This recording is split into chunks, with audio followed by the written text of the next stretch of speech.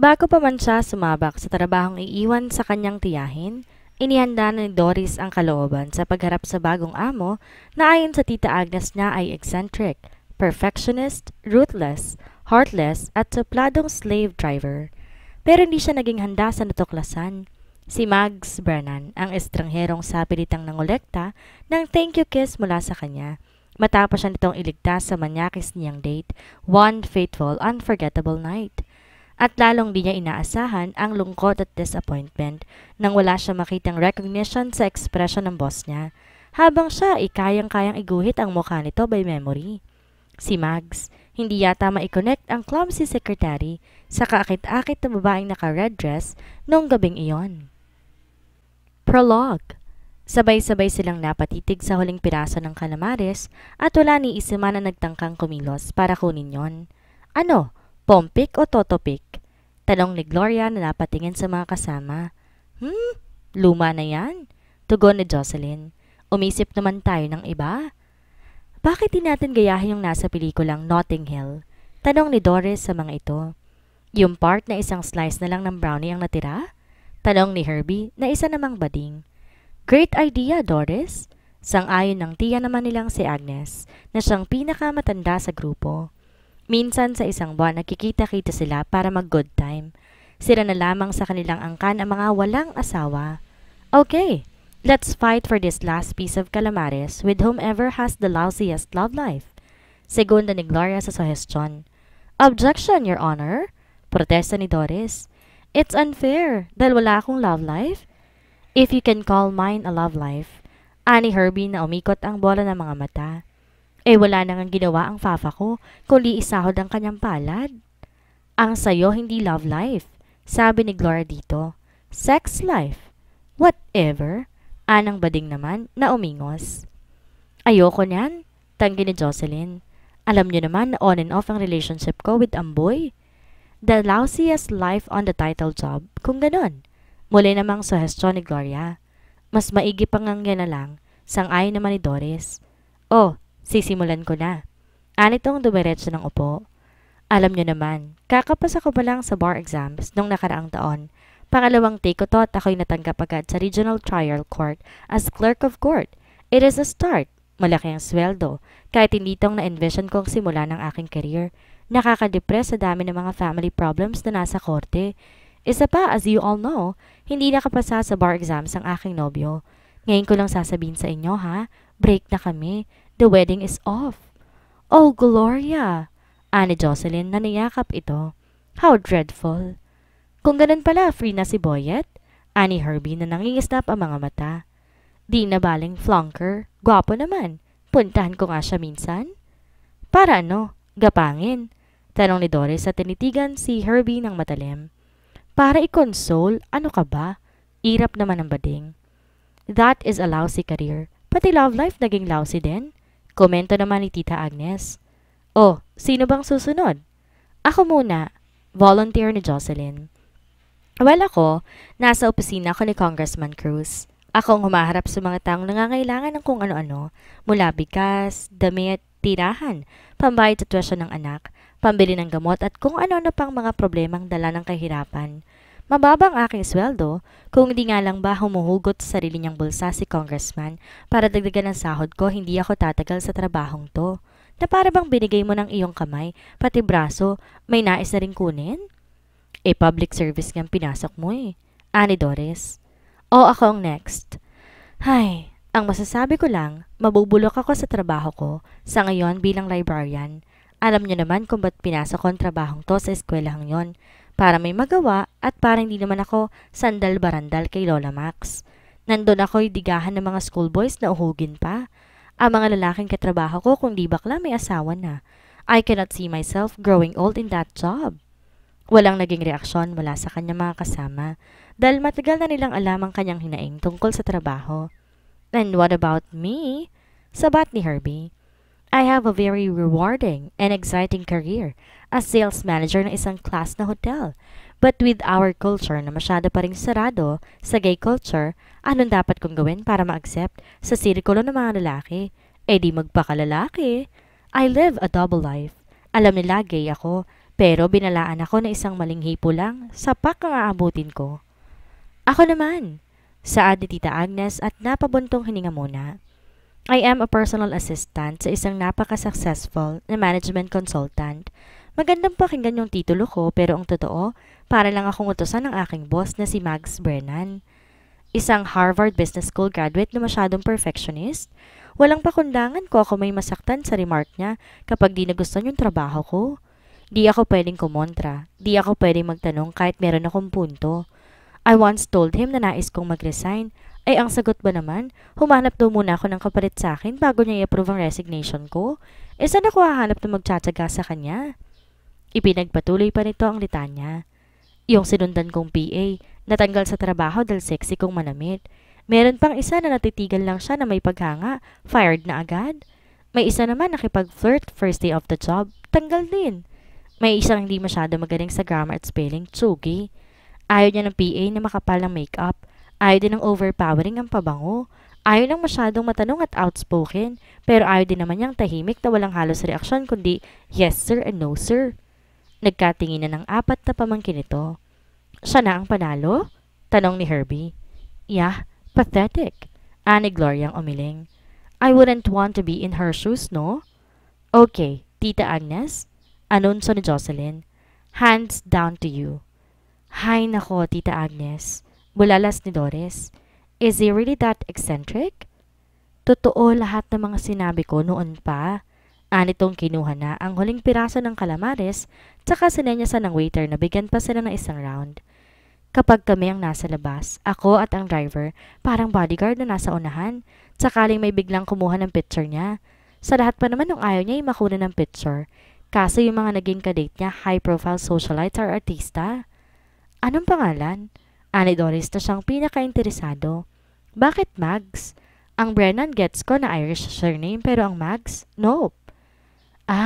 Tinanong ko na siya minsan tungkol sa pangalan niya. Ang sabi lang di ko daw yung trabaho. Sagot nito.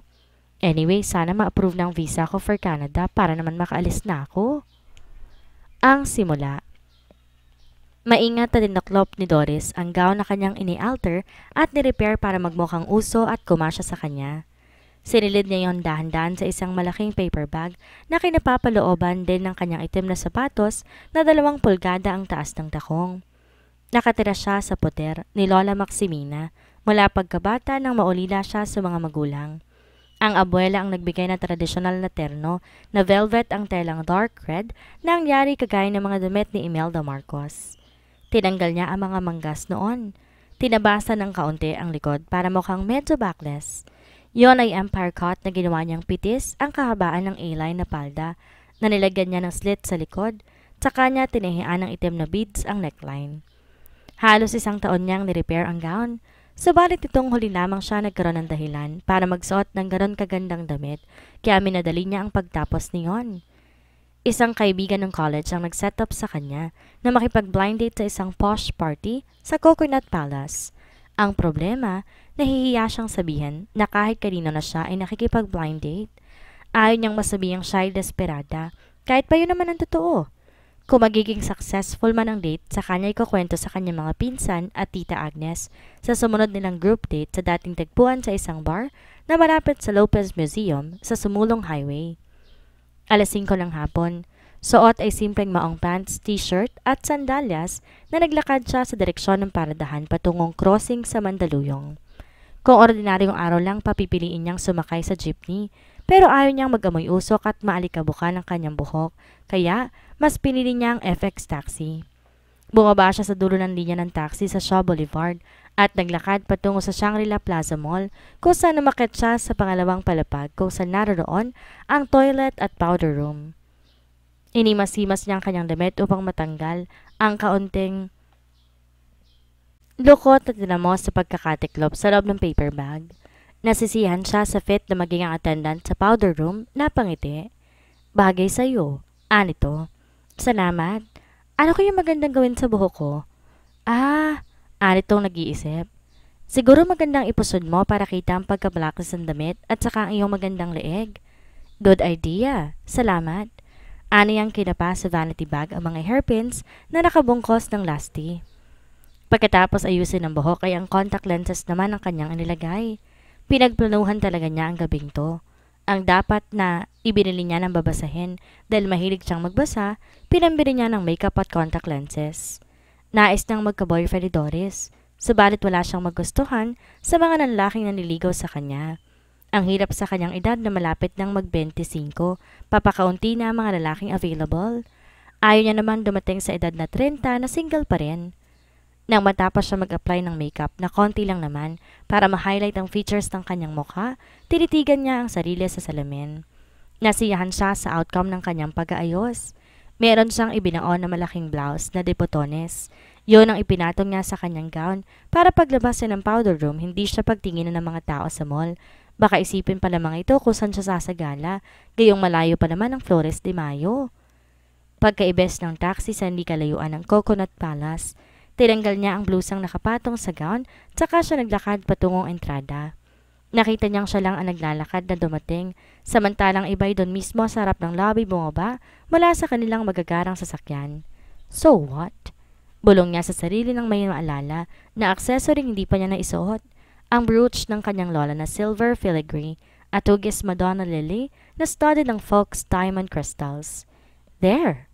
Aniyang tinapik ang brooch na naipin sa halos tapat ng kanyang balikat. Nakita niya ang style na yun sa isang lumang Vogue magazine. Diniposito niya ang kanyang paper bag sa reception desk bago sila nagtuloy sa bulwagan. May mga nakasalubong siyang di naman niya kilala nang umiti sa kanya at bumati naman siya sa mga tonong good evening o kaya how are you? Para bang mahiwagang damit ang suot niya. Nagkaroon siya ng confidence dahil alam niyang iba ang kanyang itsura ng mga sandaling iyon. Kagad niyang nakita si Lorna Santo Tomas na nooy nakaupo sa isang mesa at may kasama tong dalawang lalaki. Ang isa ay ang nobyo nitong si Louie Diaz at ang isa tiyak na ang kanyang ka-blind date. Ang ganda mo naman ngayong gabi. Bungad ng kaibigan niya na makalapit siya sa mesa. What did you do to yourself? I dressed up, that's all. Aniyang napatingin muna kay Louie. Hello, Louie? Saka siya napatingin sa kanyang blind date. Doris? Ani Louie at tumindig. This is my friend and colleague sa law firm, Attorney Robert Season. Robert, si Doris Cortez. Hello, simple niyang bati. Glad to meet you. Tugon ito sa kanya at saka iminiwestra ang upuan sa tabi nito. Hindi sinabi sa akin ni Lorna na may maganda pala siyang kaibigan. Ang sabi ko, matalinong kaibigan. Tugon ni Lorna na nagpatingin muli sa kanya at di makapaniwalang siya yon. Sabi ko na nga ba, with the right frame, you could hold your candle among beauties everywhere. Di ako sanay sa ganito. Natatawa niyang bulong sa kaibigan. I mean, this is not me. Parang kailangan ko ng isang shot na margarita to get my act together. You will do okay. Paniniguro pa nito.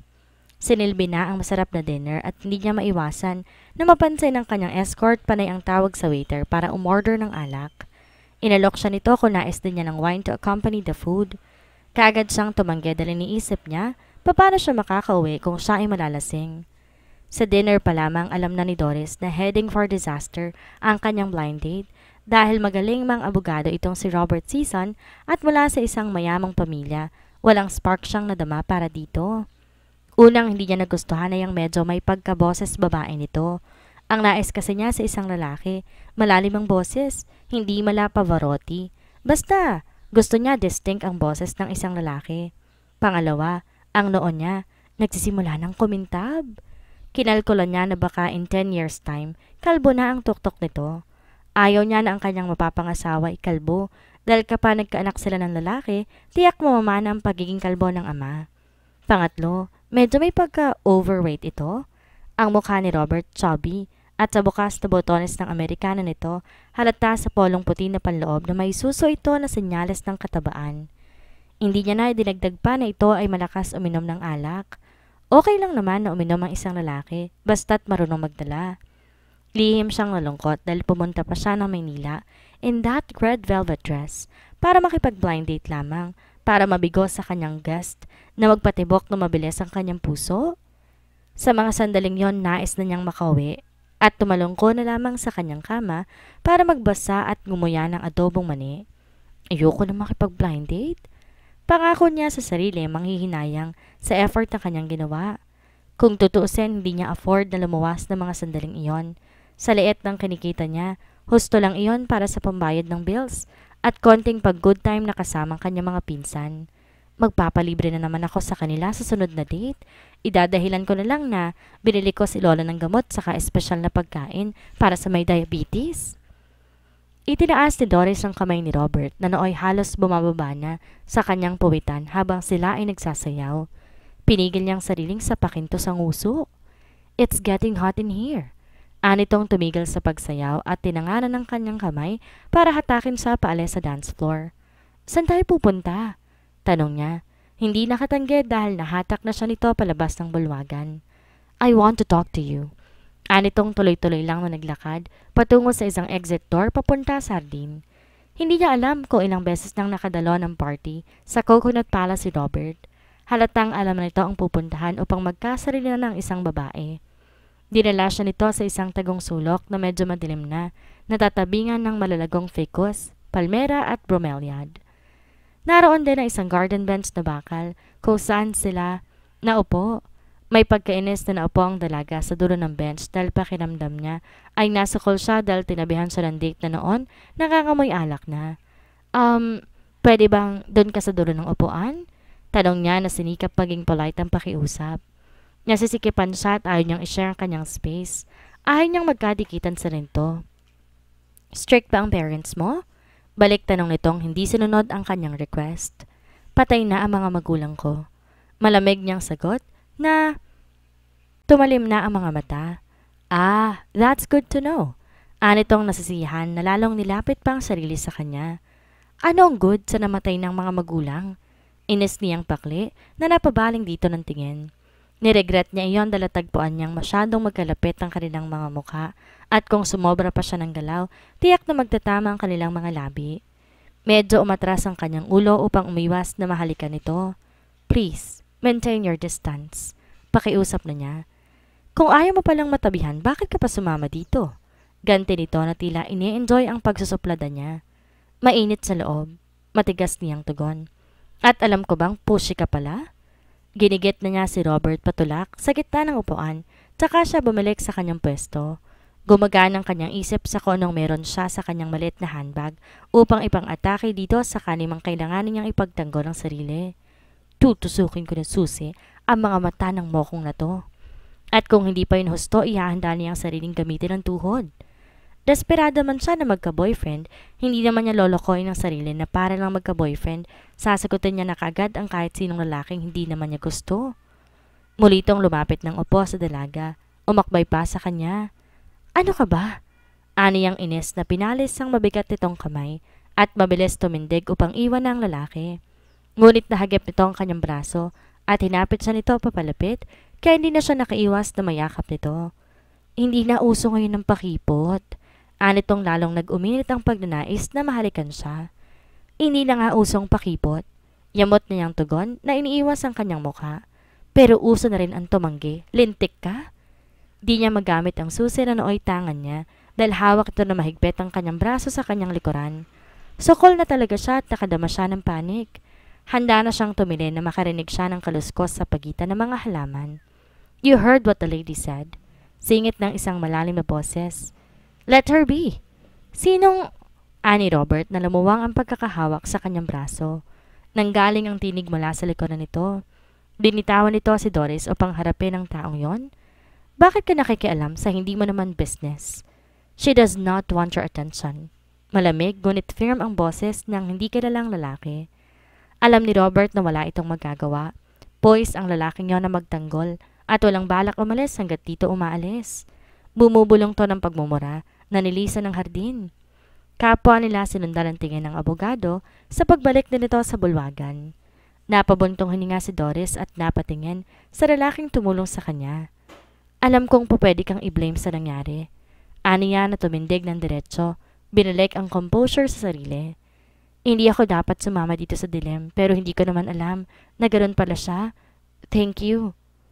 May lesson ka sigurong natutunan na hindi ka dapat sasama sa dilim sa taong di ka naman sigurado. Tugon nito. Iisang laman ng utak naming mga lalaki. And women just want to talk, ganun ba? Kung kayong mababae, nais mo na mag-usap? Anitong tiningnan siya mula ulo hanggang paa. Kaming mga lalaki hindi. We want something else. Tatandaan ko yan. Aniyang ngumiti rito ng matamis dahil laking swerte niyang napakagwapo ng sumaklolo sa kanya. Maraming salamat ulit. Nasa akto na siya ng paglalakad nang biglang hawakan nito ang kanyang kamay. Not so fast. Pigil pa nito. Hindi ko pa na-acknowledge ang pasasalamat mo. I'm sorry. Aniyang napatingala sa mukha nito. I did not mean to be rude. Medyo shocked pa rin ako sa pangyayari. I will accept your apology. Tugon nitong may ngiti sa mga labi. In one condition. Anong condition? Tanong niyang binabanaag ang mukha nito sa dilim. This. Anitong bumaba ang mga labi upang siya'y halikan sa bibig.